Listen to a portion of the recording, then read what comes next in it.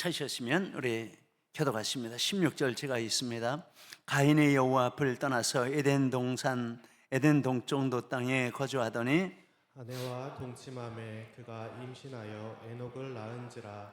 가인이 성을 쌓고 그의 아들의 이름으로 성을 이름하여 에녹이라 하니라. 에녹이 이랏을 낳고 이랏은 무야엘을 낳고 무야엘은 무드사엘을 낳고 무드사엘은 라멕을 낳았더라. 라멕이 두 아내를 맞이하였으니 하나의 이름은 아다요 하나의 이름은 실라였더라. 아다는 야발을 낳았으니 그는 장막에 거주하며 가축을 치는 자의 조상이 되었고 그의 아우의 이름은 유발이니 그는 수금과 통소를 잡는 모든 자의 조상이 되었으며.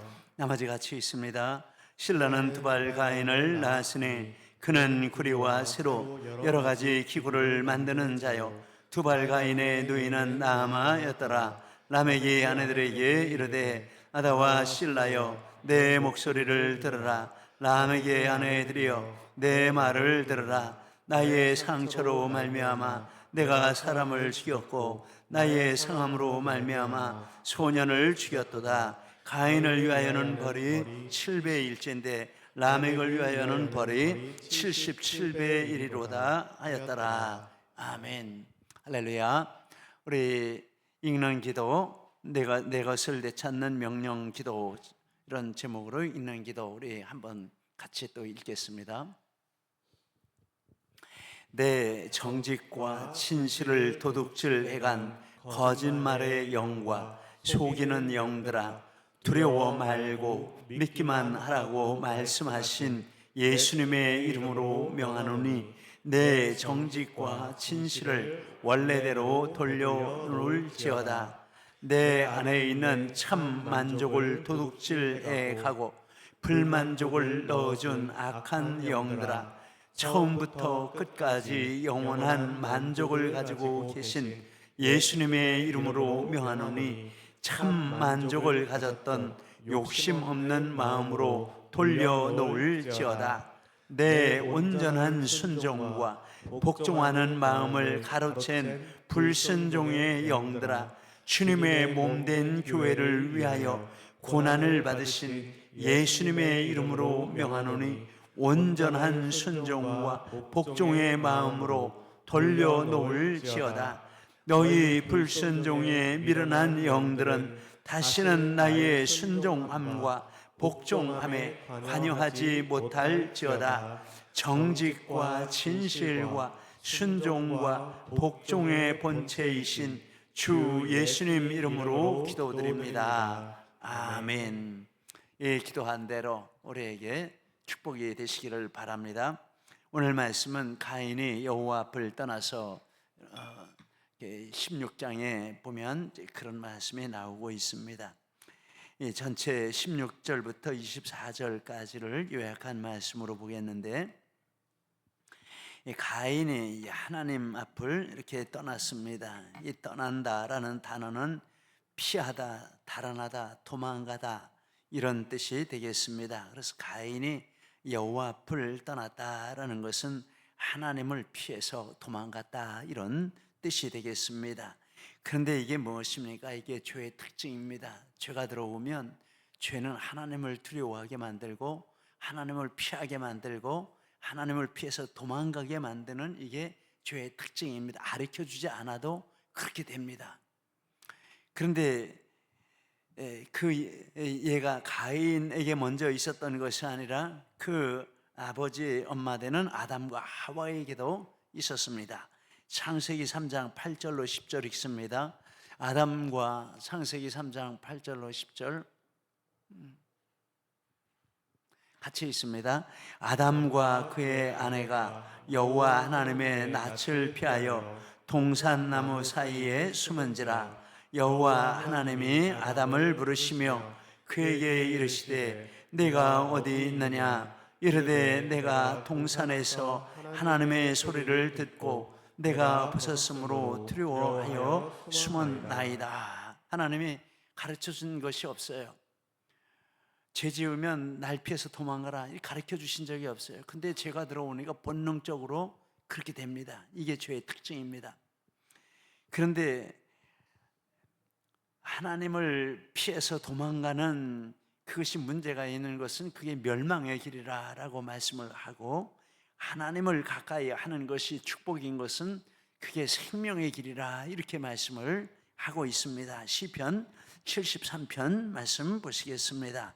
무릇 주를 멀리하는 자는 망하리니 음녀같이 주를 떠난 자를 주께서 다 멸하셨나이다. 하나님께 가까이 함이 내게 복이라. 내가 주 여호와를 피난처로 삼아 주의 모든 행적을 전파하리이다. 하나님을 멀리하고 떠나가면 멸망의 길이고 하나님께 가까이 하는 게 축복이요 생명의 길이라 이렇게 말씀을 하고 있습니다. 근데 죄는 죄가 우리에게 들어오면 그 죄가 우리를 하나님을 싫어하게 만들고 하나님을 피하게 만들고 하나님을 떠나게 만드는 이런 역할을 한다라는 것입니다. 그래서 우리는 죄짓고 하나님 피해 도망가지 말고 하나님께 가까이 와야 하는데, 하나님께 가까이 오는 최고의 방법은 예수님을 잘 믿는 것입니다. 예수님이 하나님이니까 예수님을 잘 믿으면 하나님께 가까이 오는 것이고, 또 예수님을 잘 믿으면 우리 마음속에 있는 죄의식과 죄된 행동들과 이런 것들을 다 예수님의 이름으로 씻어주십니다. 그러면 우리 마음과 우리 생각이 의롭게 되고, 그래서 하나님을 더 열심히 찾는 이런 축복을 우리에게 주신다라고 말합니다. 로마서 3장 22절 이하 같이 읽습니다. 예수 그리스도를 믿음으로 말미암아 모든 믿는 자에게 미치는 하나님의 의인의 차별이 없느니라. 모든 사람이 죄를 범하였음에 하나님의 영광에 이르지 못하더니 그리스도 예수 안에 있는 속량으로 말미암아 하나님의 은혜로 값없이 의롭다 하심을 얻은 자 되었느니라. 그래서 예수님을 잘 믿는 게 하나님께 가까이 가는 지름길이다라고 하겠습니다. 그리고 예수님을 잘 믿으면 하나님의 모든 은혜와 축복들이 우리의 삶 가운데 충만하게 임한다라는 것도 우리가 잘 알고 있습니다. 아무튼 가인이 이렇게 하나님을 떠나갔는데, 그런데 그 16절 말씀에 가인이 하나님을 떠났는데 그 하나님의 이름을 여호와라 이렇게 이름을 붙였습니다. 가인이 여호와 앞을 떠나.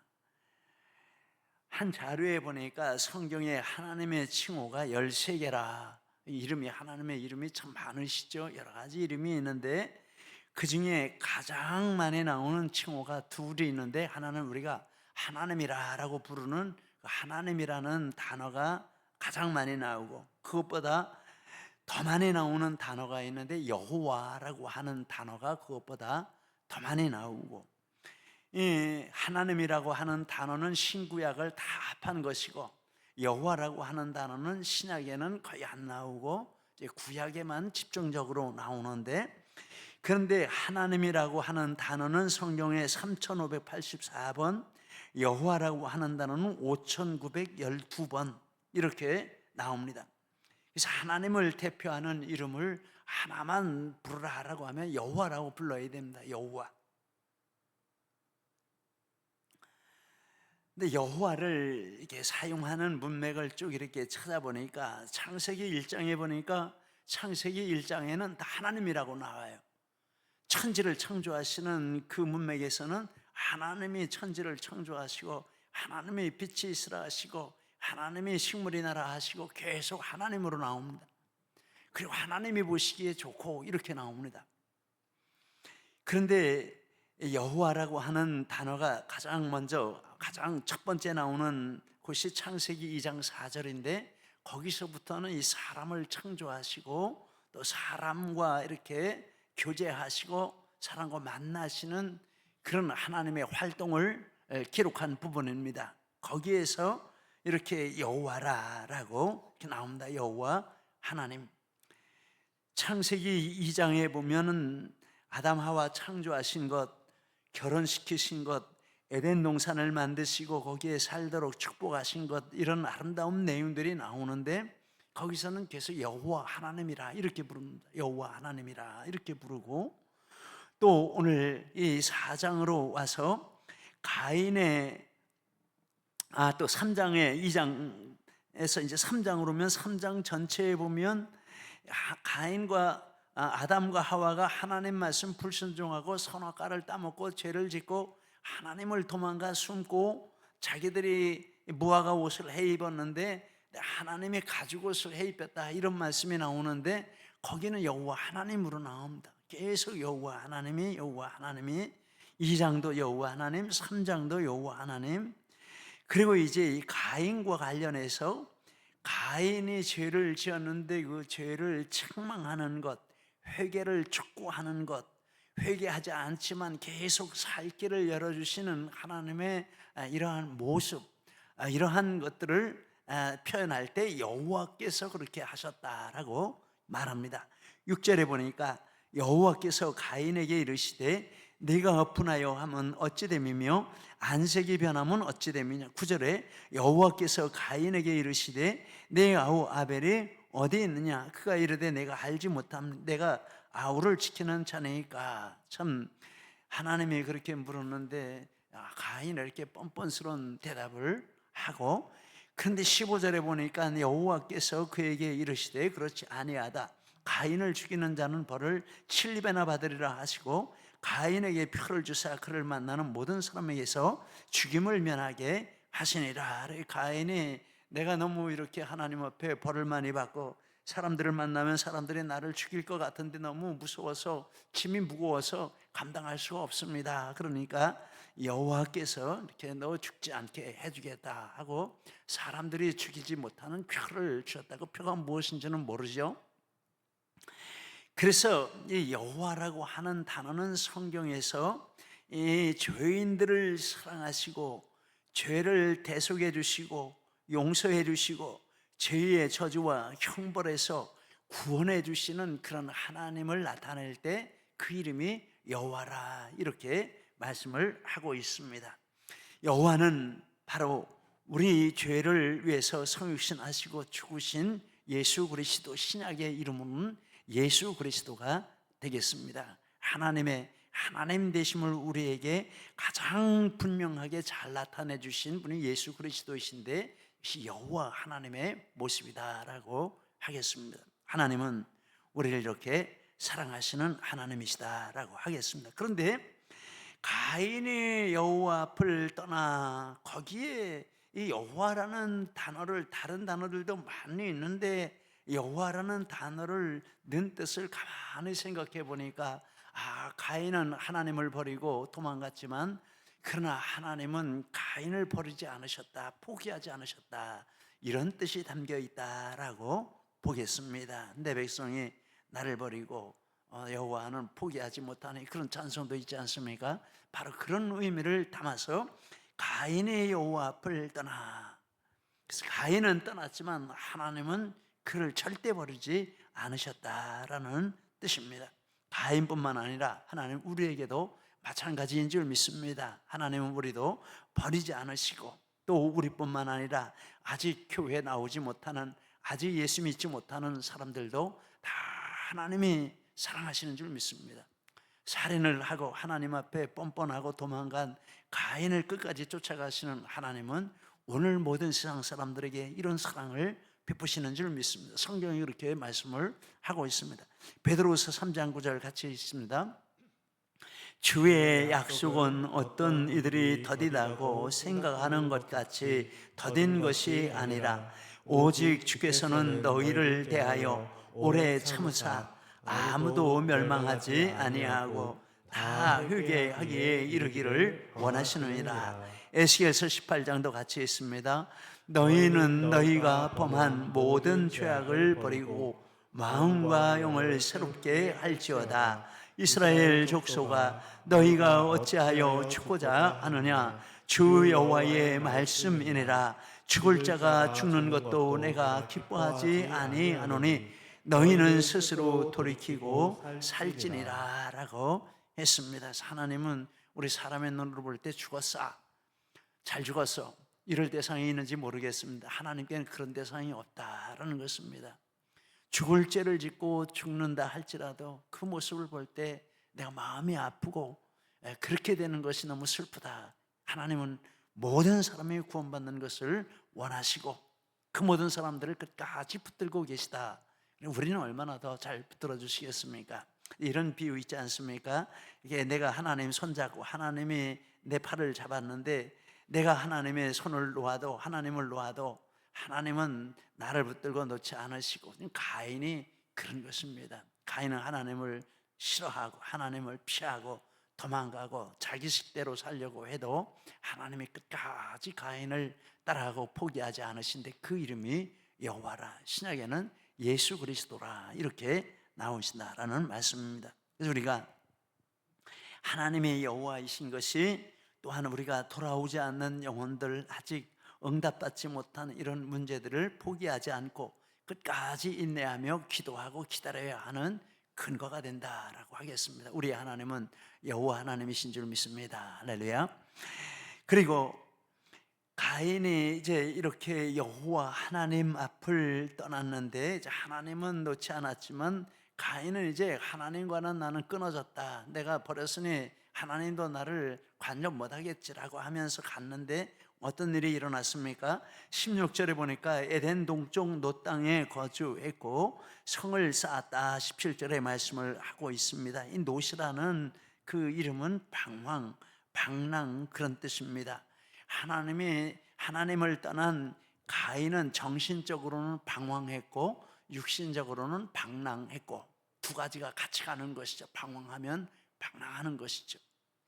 하나님을 떠난 첫 번째 나오는 특징은 불안과 두려움과 방황과 방랑이라고 하겠습니다. 두 번째 한 일이 있는데 성을 쌓았다라고 말합니다. 성은 외부의 공격이 들어와서 자기를 막기 위한 구조물을 만드는 것이죠. 가인은 사람들이 자기를 죽일 거라는 두려움을 가지고 있었는데 14절에 나를 만나는 자마다 나를 죽이겠나이다, 하나님께서 가인에게 절대 그렇게 하지 않겠다, 내가 너를 보호해 주겠다, 표를 주겠다라고 하셨습니다. 15절에 가인에게 표를 주사 그를 만나는 모든 사람에게서 죽임을 면하게 하시리라. 그런데 가인이 그런 하나님 말씀을 무시하고 이렇게 놋 땅으로 갔는데 방황하고 방랑하다가 성을 쌓았다라는 것입니다. 자기 식대로 자기를 보호하고 자기 삶을 보호할 방편을 마련했다라는 뜻입니다. 그 성은 무엇입니까? 우리의 현실에 비유하면 그건 돈이 될 수도 있습니다. 권력이 될 수도 있습니다. 사람이 될 수도 있습니다. 하나님 대신 그것이 있으면 되겠다고 생각하는 그게 성에 해당이 되는 것이죠. 그런데 문제는 이것들은 참된 평안과 만족과 담대함 이런 것들을 주지 못하고 참된 삶을 사는 축복을 주지 못한다라는 것입니다. 참된 만족과 평안과 담대함은 하나님과 함께 할 때 우리가 누리는 하나님의 선물이 되겠습니다. 요한복음 14장 27절에 있습니다. 평안을 너희에게 끼치노니 나의 평안을 너희에게 주노라. 내가 너희에게 주는 것은 세상이 주는 것과 같지 아니하니라. 너희는 마음에 근심하지도 말고 두려워하지도 말라. 세상이 어떤 것을 우리에게 준다고 생각하고 그것을 붙잡지만 예수님이 주시는 것은 세상이 줄 수 있는 그 이상의 것이고 세상 것으로는 얻을 수 없는 참된 평안과 기쁨과 만족을 우리에게 주신다라고 말합니다. 그것을 누린 사람이 있는데 시편 27편 1절, 이것도 같이 있습니다. 여호와는 나의 빛이요 나의 구원이시니 내가 누구를 두려워하리요. 여호와는 내 생명의 능력이시니 내가 누구를 무서워하리요. 군대가 나를 대적하여 친칠지라도 내 마음이 두렵지 아니하며 전쟁이 일어나 나를 치려할지라도 나는 여전히 태연하리로다. 다윗이 하나님과 함께 할 때 하나님이 주시는 그 담대함을 이렇게 시로 표현을 하고 있습니다. 그래서 골리앗에게 나갈 때도 너는 칼과 창으로 내게 나오죠, 나는 만군의 여호와의 이름으로 내게 나간다, 내가 이긴다, 이렇게 하고 나가서 골리앗을 물리친 것을 우리가 알고 있습니다. 참된 평안과 참된 만족과 담대함은 예수님 안에 있는 줄 믿습니다. 그리고 오직 하나님과 함께 할 때, 예수님 안에 거할 때 우리가 참된 삶을 살 수 있다, 성경이 말씀합니다. 마태복음 6장 31절이야 이것도 같이 있습니다. 염려하여 이르기를 무엇을 입을까 무엇을 마실까 무엇을 입을까 하지 말라. 이는 다 이방인들이 구하는 것이라. 너희 하늘 아버지께서 이 모든 것이 너희에게 있어야 할 줄을 아시느니라. 그런즉 너희는 먼저 그의 나라와 그의 의를 구하라. 그리하면 이 모든 것을 너희에게 더하시리라. 그러므로 내일 일을 위하여 염려하지 말라. 내일 일은 내일이 염려할 것이요 한날의 괴로움은 그날로 족하니라. 앞에 두 구절은 가인이 성을 쌓는 것처럼 어떻게 해야 먹을 수 있지, 어떻게 해야 입을 수 있지, 어떻게 해야 살 수 있지, 거기에 매달려서 시간을 보내고 인생을 보내는 그런 모습을 말합니다. 그런데 거기에 대해서 말하기를 이방인들이 하는 것이라. 너희는 그렇게 할 필요가 없다. 너희는 아버지가 계시는데 아버지가 너희 필요한 거 다 아시지 않냐? 그렇게 하지 말라. 그럼 우리 일하지 말라는 뜻입니까? 아닙니다. 일을 하는데 먹고 입고 쓸 목적으로 일하는 게 아니라 하나님이 주신 일터로 생각하고 하나님께 영광 돌리는 목적으로 일하라라는 것입니다. 요셉이 그랬습니다. 다니엘이 그랬습니다. 다윗이 왕이었지만 다윗도 그랬습니다. 에스더도 그랬습니다. 정말 대단한 것이죠. 그러면 하나님께서 정말 그 삶 가운데 이렇게 축복해 주시는데, 그런데 이제 33절 34절을 이렇게 메시지역으로 보니까 제가 좀 이렇게 옮겨 보았는데 이것도 같이 읽겠습니다. 여러분은 하나님께 집중하고 하나님의 인도하심을 따르고 하나님의 공급하심을 의지하기 바랍니다. 여러분은 하나님께서 지금 여기서 하시는 일에 전심으로 함께하기 바랍니다. 하나님께서 모든 필요를 채우시며 모든 문제를 해결할 능력을 주실 것입니다. 그래서 하나님께 집중하고 하나님이 주시는 일터로 알고 거기서 하나님과 함께 일하는 이런 축복을 누리라. 이게 하나님 뜻대로 사는 것이다 라고, 참된 삶이다 라고 말합니다. 외적으로는 똑같아도 내용으로는 완전히 다른 것이죠. 우리는 가인처럼 성을 쌓는 삶을 사는 것이 아니라 하나님이 우리에게 애초해 주시고 구원받은 다음에 우리에게 주시는 참된 하나님의 뜻을 이루는 그런 직장으로서 직장의 생활을 하고 참된 삶을 살도록 부르심을 받았습니다. 이런 삶을 살고 공부할 때도 이렇게 공부하고 일할 때도 이렇게 일하고, 그러면 거기에 하나님의 축복이 함께 하실 줄 믿습니다. 그래서 가인이 성을 쌓았는데 이 성을 쌓는다라는 이 말은 현재 진행형이라고 합니다. 현재 진행형은 계속 거기 매달리는 거예요. 그래서 성을 쌓기 시작하면서부터 죽을 때까지 성싸, 그거 하다가 그걸로 죽는 거예요. 얼마나 안 됐습니까? 우리는 성을 쌓는 것이 아니라 성은 하나님이 되어주시고 우리는 하나님 앞에 내게 살라 하신 그 뜻을 가지고 목적대로 우리 하나님 앞에 살아드리도록 부르심을 받은 줄 믿습니다. 이런 멋있는 삶을 우리 한번 살아야 되지 않겠습니까? 할렐루야. 가인의 아내가 에녹을 낳았다. 17절에 보니까 아내와 동침함에 그 임신하여 에녹을 낳은지라. 이제 창세기 1장에서부터 이렇게 4장 5장 쭉 있다 보면 이제 궁금한 질문이 있는데, 그 질문은 뭐냐면 그럼 이 가인의 아내는 누군가? 또 앞에 보니까 가인이 사람들이 자기를 죽일 것 같다 이런 말 했는데 그 사람들은 누군가? 이런 생각을 하게 됩니다. 여기에 대한 대답이 둘인데, 하나는 아담 이전의 인류의 남은 자들이고 그 중에 한 여인이 가인과 결혼했다 이렇게 보는 이론이 있습니다. 아담 창조하시기 전에 지구에는 선 인류가 살았다 이렇게 가정을 합니다. 선 인류가 살았고, 그런데 그 지구의 선 인류를 다스리는 천사가 있었는데 그 천사가 루시퍼이고, 우리말로 하면 사탄이죠. 루시퍼, 사탄이고, 그게 지구의 인류를 다스렸고, 그런데 이 루시퍼가 하나님께 반역할 때 선 인류가 하나님께 반역에 동참했다. 그래서 하나님이 이 지구를 심판하셨는데 심판하신 결과로 파괴된 지구의 모습이 창세기 1장 2절이다 이렇게 해석을 합니다. 땅이 혼돈하고 공허하다라고 했는데 하나님이 심판하신 지구의 모습이다라고 해석을 합니다. 그리고 창세기 1장 전체의 내용은 파괴하신 지구를 재창조하시는 과정을 기술한 것이다 이렇게 보고 있습니다. 이 이론은 우리가 받지 않습니다. 왜냐하면 다음과 같은 이유가 있습니다. 첫째는 성경에 그런 말을 한 곳이 전혀 없다라는 것입니다. 그 비슷한 언급을 암시도 한 곳이 없습니다. 전혀 없는, 성경에 없는 말입니다. 성경에 없는 말을 가져다가 성경에 덧붙이는 것, 이게 이단의 특징입니다. 잘못된 이론들의 모습입니다.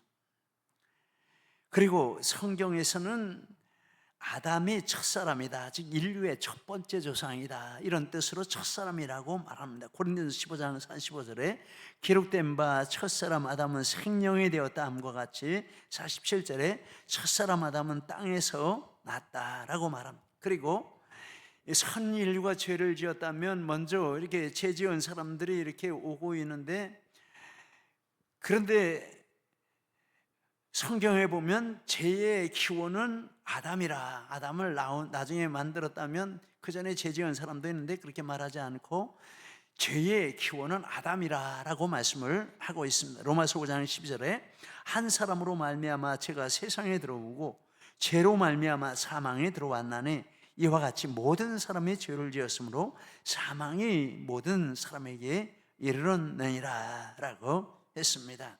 인류의 기원도 아담이요, 죄의 기원도 아담이라고 성경이 말을 하고 있고, 또 1절에 보면 태초에 하나님이 천지를 창조하셨다라고 말씀하는데 이 태초라는 단어는 아무것도 없는 상태를 가리키는 것입니다. 태초라는 단어가 나타내는 뜻입니다. 창조라는 단어는 아무것도 없는 무의 상태에서 모든 존재하는 것들을 만들었다라는 전문 용어인 무에서 유를 창조했다라는 전문 용어이고 하나님께만 쓰는 단어입니다. 하나님 외에는 다른 존재가 뭘 만들었다 할 때 쓰지 않습니다.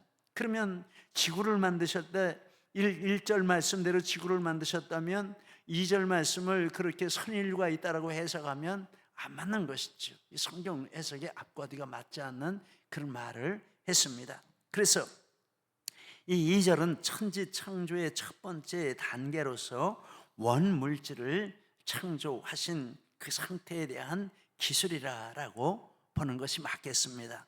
두 번째 이론은 아담의 자녀나 후손 중 한 사람이다 라고 가인의 아내를 이렇게 설명을 합니다. 아담은 130세에 셋을 낳았습니다. 창세기 5장 4절. 그리고 셋을 낳고 셋 전에 가인과 아벨을 낳았는데 그런 사건이 있고 난 다음에 130세에 아이를 셋을 낳았는데 130세고, 그리고 5장 5절에 보니까 800년을 지내며 자녀들을 낳았고 930대 거의 1000년을 살고 죽었습니다. 셋은 105세에 에노스를 낳았고 807년을 지내며 자녀들을 낳았습니다. 5장 6절로 9절에. 그리고 쭉 족보가 나오는데 다 그렇게 1000년 가까운 시간들을 살며 많은 자녀들을 거느렸다. 그래서 아담이 생존해 있는 동안에도 인류라고 말할 만큼 많은 이런 사람들이 인구가 있었다라고 볼 수 있습니다.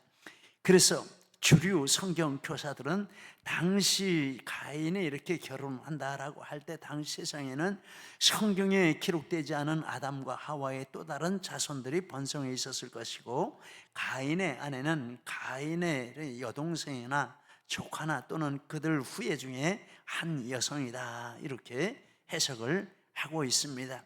어쨌거나 첫째 이 주장은 완전하게 이게 배치되는 맞지 않는 주장이고, 둘째 주장은 이렇게 추론이기는 하지만 그런 성경의 이런 과정들을 생각할 때 이것이 맞다라고 일단 인정을 하고 있는 상황입니다. 성경을 읽을 때 이 해답이 없는 그런 문제들이 있습니다. 그럴 때 우리가 강제로 억지로 해답을 만들어내려고 하면 잘못됩니다. 성경이 답을 주지 않는 것에 대해서는 우리는 침묵할 필요가 있습니다. 그냥 두고 넘어가는 것입니다. 분명하게 말씀한 부분에 대해서는 우리는 분명하게 믿고 순종하는 것입니다. 이게 성경을 공부하는 방법이 되겠습니다. 그리고 가인의 후손으로 내려가면서 죄가 심화되어 가는 것을 봅니다. 대표적인 인물이 라멕인데, 첫째로 라멕은 두 아내를 두었습니다. 19절에 보니 라멕이 두 아내를 맞이하였으니 하나의 이름은 아다요 하나의 이름은 실라더라. 그런데 하나님이 첫 번째 사람을 만드실 때 아담과 하와 두 사람을 만드셨습니다. 이렇게 두 사람을 만드신 뜻을 예수님이 해석을 해주셨는데, 마태복음 19장 4절 6절인데 같이 읽겠습니다. 사람을 지으신 이가 본래 그들을 남자와 여자로 지으시고 말씀하시기를 그러므로 사람이 그 부모를 떠나서 아내에게 합하여 그 둘이 한 몸이 될지니라 하신 것을 읽지 못하였느냐. 그런즉 이제 둘이 아니요 한 몸이니 그러므로 하나님이 짝지어 주신 것을 사람이 나누지 못할지니라. 예수님은 아담과 하와를 하나님이 만드시고 가정을 이루게 하셨는데, 그 뜻은 일부 일처제의 가정을 하나님이 원하신 것이고 그것이 하나님의 원칙이다라고 해석을 해주셨습니다. 그런데 하나님의 이 일부 일처의 결혼 제도를 파괴한 원조가 바로 라멕이라는 사람인데, 그 후로 일부 다처제 또는 일처 다부제 또 이상한 여러 형태의 이런 형태들이 이렇게 많이 나오고, 죄악의 열매이고 원조는 라멕입니다. 참 무서운 죄악의 씨를 뿌렸습니다. 두 번째, 라멕은 살인을 저지르고 그것을 합리화하고 회개하지 않는 죄를 지었습니다.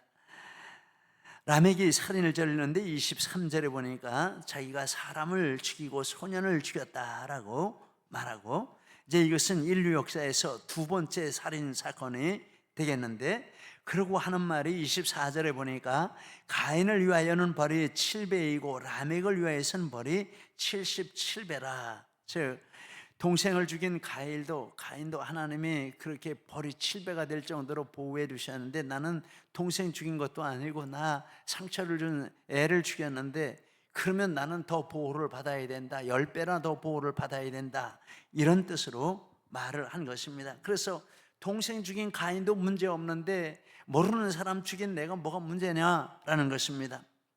근데 죄는 다른 사람과 비교해 보는 것이 아니라 하나님의 말씀과 비교하고 하나님 앞에서 자신을 살피는 것입니다. 죄 문제는 그렇게 해결해야 합니다.